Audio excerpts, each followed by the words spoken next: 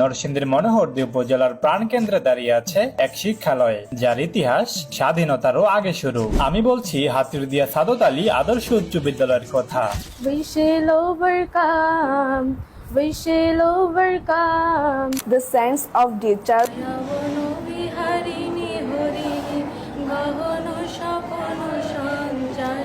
My name is Shahnasmi. I'm a student of class 8.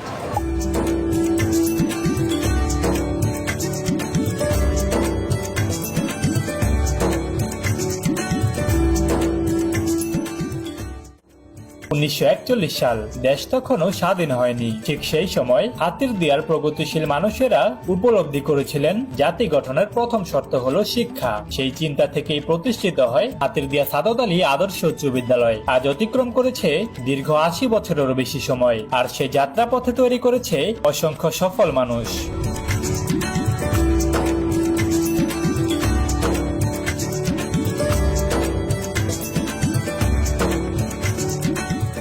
এই বিদ্যালয় থেকে বের হয়ে যাওয়া হাজার হাজার শিক্ষার্থী আজ দেশের বিভিন্ন প্রান্তে, এমনকি বিদেশের মাটিতেও দেশের সম্মান বাড়াচ্ছেন।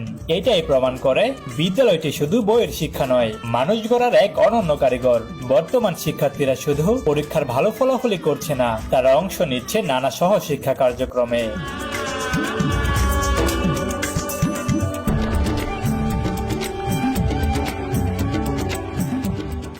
We shall overcome someday.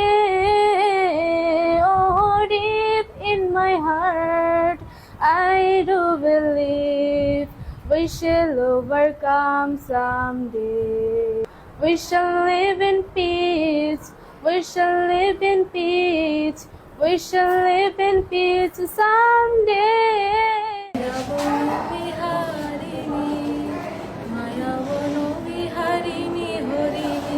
গহন স্বপন সঞ্চারিণী, কেন তারে ধরিবারে করি কারণ মায়াবন বিহারিণী।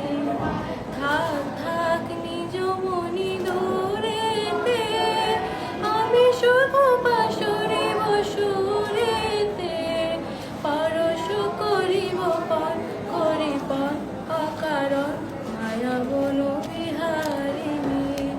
মায়াবন বিহারিণী হরিণী, গহন স্বপন সঞ্চারিণী। এই স্কুলটি দাঁড়িয়ে আছে হাতিরদিয়া বাজারের প্রাণ কেন্দ্রে। প্রতিদিন শত শত শিক্ষার্থী মানুষের পদচারণায় মুখরিত এই চত্বর হয়ে উঠেছে এক অনন্য শিক্ষা কেন্দ্র। প্রতিষ্ঠাতা সাদত আলী সাহেবের অবদান এখনকার মানুষ চিরদিন স্মরণ করবে। তার দূরদর্শিতা